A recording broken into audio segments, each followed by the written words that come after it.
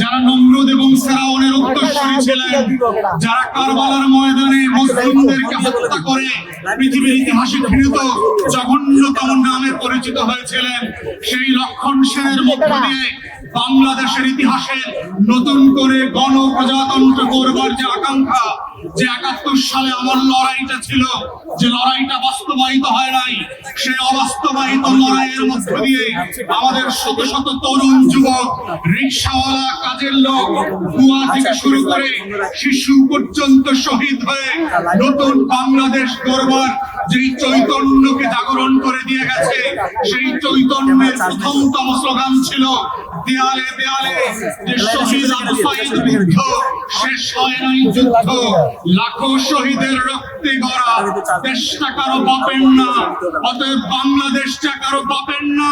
সেটা ৮০০ বছর আগে লক্ষণ সেনকে এই দেশের মানুষ যেভাবে বুঝিয়ে দিয়েছিল, ২০২৪ সালের জুলাই এবং আগস্টে শেখ পরিবারকে আবার বুঝিয়ে দেওয়া হয়েছে বাংলাদেশ কারো বাপের না। শেখ পরিবারের কাছে এই বাংলাদেশ ৭২ থেকে ৭৫-এও ইজারা দেওয়া হয় নাই, ১৬ বছরে ইজারা দেওয়া হয় নাই, আগামীতেও দেওয়া হবে না। যারা ব্যাকডোর দিয়ে আওয়ামী লীগকে পুনর্বাসনের দুঃস্বপ্ন দেখছেন, আওয়ামী লীগ যেভাবে বাংলার ইতিহাসে মুসলিম লীগ হয়ে গেছে, যারা আওয়ামী লীগকে পুনর্বাসনের চেষ্টা করবে, যারা সংস্কারের বদলে, বিচারের বদলে আওয়ামী লীগের নেতাদেরকে গ্রেফতার করবার বদলে লুটপাটের রাজতন্ত্র কায়েম করছে, তাদেরকে মনে করিয়ে দিতে চাই, মুসলিম লীগের ইতিহাস থেকে শেখেন। আওয়ামী লীগ মুসলিম লীগের ইতিহাস থেকে শেখে নাই বলে ৬০-এর দশক আবার ২৪-এ এসে হাজির হয়েছে।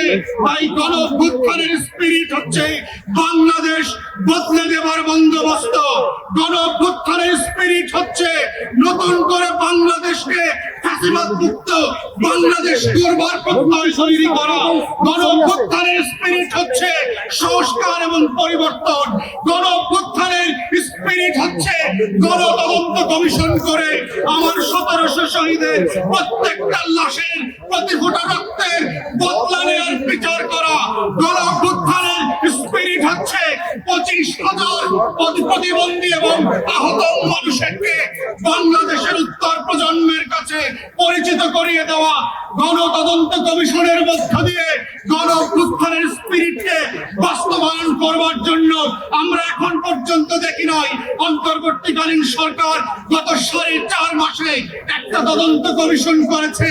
আমরা গত ৪ মাসে দেখলাম না পিলখানা গণহত্যার জন্য যারা আমরা রাস্তায় রাস্তায় মিছিল করেছি গত বছরগুলোতে, তাদের বিচারের জন্য একটা তদন্ত কমিশন হয়েছে।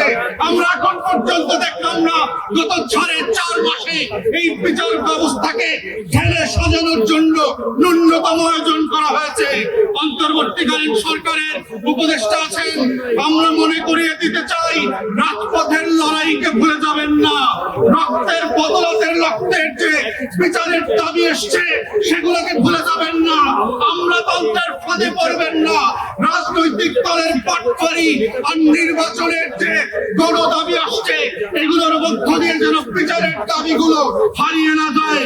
তাই আমরা আশা করছি বাংলাদেশের ইতিহাস বদলে দেবার যে লড়াই ২৪-এ হয়েছে, এর প্রত্যেকটা পরতে পরতে বাস্তবায়নের দায়িত্ব আপনাদেরকে নিতে হবে।